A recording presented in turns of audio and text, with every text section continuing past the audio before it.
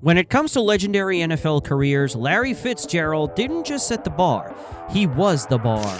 For 17 unforgettable seasons, Fitz was so consistently brilliant, he made the extraordinary look routine. He racked up over 17,000 receiving yards, 121 touchdowns, and a spot as the NFL's second all-time leader in receptions. But stats alone don't tell the story. Fitz was a master of the clutch moment and a playoff warrior who elevated everyone around him. He didn't just play the game, he refined it. And since anyone who wasn't there during his prime might doubt how good he was, today's video is all about covering Larry Fitz's football life. Larry Fitzgerald's story takes us to Minneapolis, Minnesota, where he was born to Carol and Larry Fitzgerald Sr. on August 31st, 1983. The Fitzgeralds were a football-centric family, with Larry Sr. being a sports writer who instilled in his son a deep respect for the game and the importance of hard work. Seeing how Larry Sr. was friends with Vikings head coach Dennis Green, he convinced Green to let Larry work as a ball boy for the Minnesota Vikings. In Larry Fitz's words, working for Coach Green was an opportunity of a lifetime, and it showed him the level he would need to get to if he ever hoped to compete at that level. With a goal in mind, Larry was enrolled at the Academy of Holy Angels in Richfield, Minnesota, and immediately went nuclear. As a junior wide receiver, he became an instant favorite, recording 73 receptions for 1,238 yards and 14 touchdowns. That was impressive. But Fitz wasn't looking to slow down, and by his second year, he had elevated his game even further, recording 78 catches for 1,373 yards and 20 touchdowns. With numbers like that, it wasn't hard to see why Larry Fitz was the two-time first-team All-State wide receiver. But Larry was much more than that. He had a knack for making contested catches look effortless, often outmuscling defenders and displaying a level of focus that seemed beyond his years. These superhuman performances would attract the attention of college scouts from across the country looking to tap into Fitzgerald's greatness. But tragedy struck when it was revealed that despite his meteoric rise, Larry didn't have the grades to qualify for a D1 scholarship. For most players, not meeting NCAA regulations might mean losing out on a wonderful career. But Larry Fitz wasn't one of those players, so he headed to Valley Forge Military Academy in Pennsylvania, where he redid half his junior year and a whole senior year. Larry Fitz looks back at his time at Valley Forge as the most miserable he has ever been. But he didn't let that stop him from improving his grades. Once he was done with the program, interest from places like Ohio State, Notre Dame, and Miami were vying for his commitment. However, Fitzgerald chose the University of Pittsburgh, a decision he took because of the program's reputation for developing NFL-caliber receivers. And Fitz's freshman year was all the proof anyone needed to see that he made the right decision. Unlike most players who need time to find their footing at college, Larry Fitz was ready from the jump with a burning desire to show everyone what he was made of. From the very first game, Fitzgerald showcased the traits that would define his career as an exceptional wide receiver. And the numbers were there for all to see. In the second game of the season, Fitz pulled off 10 receptions for 103 yards despite losing 14-12 to Texas A&M. His next outing would see him amass 6 receptions for 121 yards and his first 2 collegiate touchdowns in the Panthers' 37-19 victory against Toledo. He followed it up with another impressive performance against Virginia Tech with 5 receptions for 105 yards and 3 touchdowns. At this point, some players might get caught up in the thrill of being a great player, but Larry Fitz never aimed to just be a good collegiate player. He had his eyes set on something even bigger. With the determination of a fighter, Fitz headed into the last regular season game with one thing on his mind, and he let the numbers do the talking. With 11 receptions for 159 yards and 2 touchdowns, Larry Fitz and the Pitt Panthers were headed for the bowl game. Coming face-to-face with Oregon State at the 2002 Insight Bowl, Larry Fitz was a different animal, and his 5 receptions for 88 yards and 2 touchdowns would play a huge role in their 38-13 victory. By the end of the season, he had amassed 69 receptions for 1,005 yards and 12 touchdowns, becoming just the second freshman in Pitt history to reach the 1,000-yard mark. With his sophomore year on the horizon, Larry Fitz was determined to go all out, and it started with a brutal 43-3 victory against Kent State. In that game, Fitzgerald had 6 receptions for 123 yards and 3 touchdowns. and he would go on a 4-game streak with at least 100 receiving yards. One of the defining moments of his sophomore year came in a thrilling overtime victory against rival West Virginia, where Fitzgerald caught 9 passes for 185 yards and 2 touchdowns, including the game winner. His connection with quarterback Rod Rutherford was nearly unstoppable, as the duo torched defenses week after week. His ability to outjump, outmuscle, and outthink defenders made him a nightmare for opposing secondaries. With Larry Fitz's help, the Pits finished with an 8-4 record in the regular season, thereby securing another bowl game, but things didn't go as expected. The 2003 Continental Tire Bowl was a straight-up battle, and Fitzgerald was held without a touchdown for the first time in 18 collegiate games. Despite the disappointment, he still had 5 receptions for 77 yards in the Pits' 23-16 loss to Virginia. He finished the season with 92 receptions for 1,672 yards and 22 touchdowns, numbers that not only led the nation but also cemented his status as one of the most dominant receivers in NCAA history. As if that wasn't enough, he earned the Fred Biletnikoff Award as the nation's top receiver and became the first sophomore to finish as the runner-up for the Heisman Trophy, losing out to Oklahoma's Jason White by a narrow margin. Despite having the world at his feet, the days before draft day were very stressful for Larry Fitzgerald.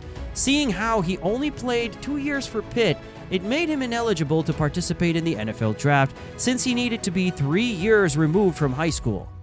To overcome this problem, Fitz put together a petition for an exemption using the 1 year he spent at Valley Forge Military Academy to make up for the missing year. To the shock of everyone, the NFL agreed to the petition, and he was eligible for the NFL draft. On April 24, 2004, Larry Fitzgerald's life changed forever when he was selected as the 3rd overall pick by the Arizona Cardinals in the NFL draft. Everyone knew he wasn't going to wait that long, but the Cardinals' pick made him the highest drafted Pitt player since Dan Marino. Analysts like Mel Kiper Jr. praised him as the most NFL-ready receiver in the draft, comparing his skill set to legends like Chris Carter. The draft class itself was stacked with talent, including Eli Manning, Phillip Rivers, and Ben Roethlisberger, who headlined a historic group of quarterbacks. But Fitzgerald's selection brought immediate hope to the Cardinals, a team desperate for a dynamic playmaker. Standing on stage with Commissioner Paul Tagliabue, Fitzgerald dressed sharply in a suit, flashed his trademark smile as he held up the red Cardinals jersey. Larry Fitzgerald's NFL career kicked off with a bang, or at least a spark, in his debut against the St. Louis Rams on September 12, 2004. Though the Cardinals fell 17-10, Fitz flashed his potential with 4 catches for 70 yards, giving fans a taste of what was to come. Just a month later, he snagged his first career touchdown, a 24-yard beauty from Josh McCown against the San Francisco 49ers. But Fitz wasn't done making history. On December 19th, at just 21 years and 110 days old, he became the youngest player ever to record 2 touchdown receptions in a single game. Sure, Aaron Hernandez and Mike Evans later broke the record, but Fitz got there first. He followed that up with another 2 touchdown performance against the Seattle Seahawks, proving he was no one-hit wonder. By the end of his rookie year, Fitzgerald had racked up 59 receptions, 780 yards, and 8 touchdowns, a stellar start for a Cardinals team that finished 6-10. Skipping a few years, the 2008 season was the year everything clicked for Larry Fitzgerald. Fitz dominated the regular season, racking up 96 receptions for 1,431 yards and a league-leading 12 touchdowns.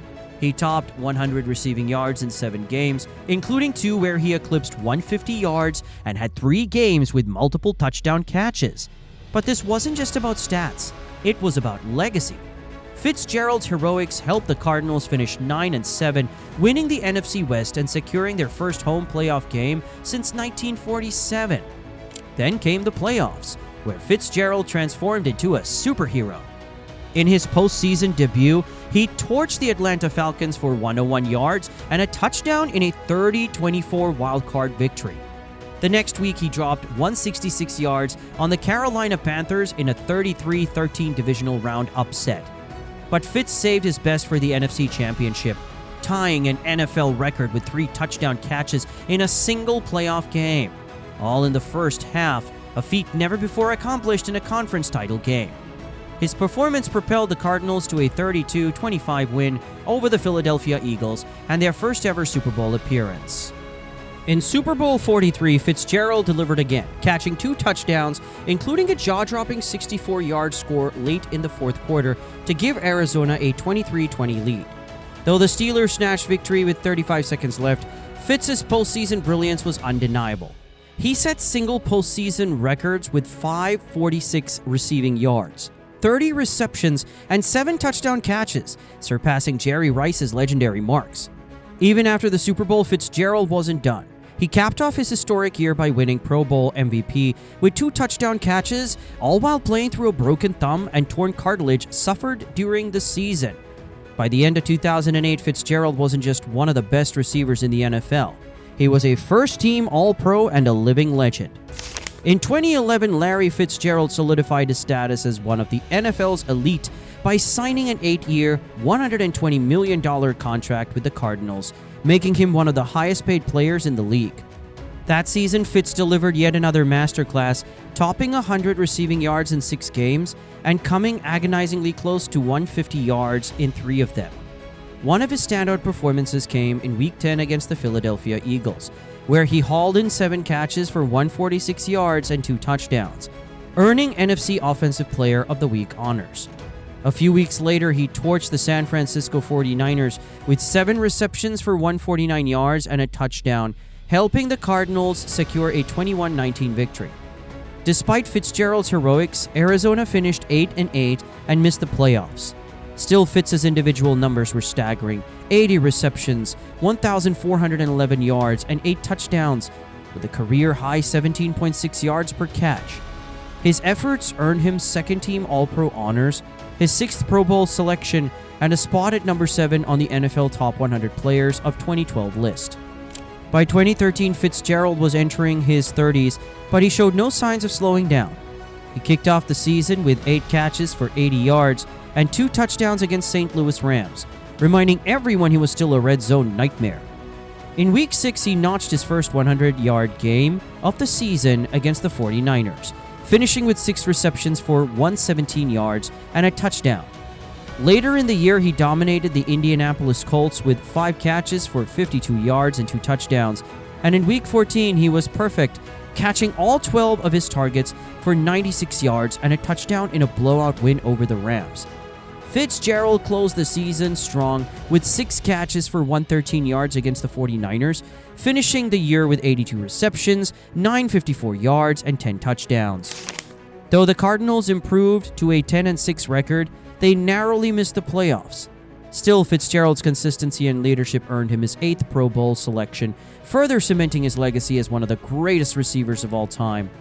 Even as the years piled up, Fitz continued to deliver, proving that greatness isn't just about flash, it's about sustained excellence. In 2015, Larry Fitzgerald proved that age is just a number. After signing a new multi-year contract with the Cardinals, Fitz kicked off the season with a bang. In Week 2, he exploded for 112 receiving yards and 3 touchdown catches in a 48-23 rout of the Chicago Bears, making it the first time he'd ever recorded a regular season hat-trick of touchdowns. The performance earned him NFC Offensive Player of the Week honors for the 4th time in his career. He followed that up with 9 catches for 134 yards and 2 touchdowns against the San Francisco 49ers, reminding everyone why he was still one of the league's most dangerous weapons.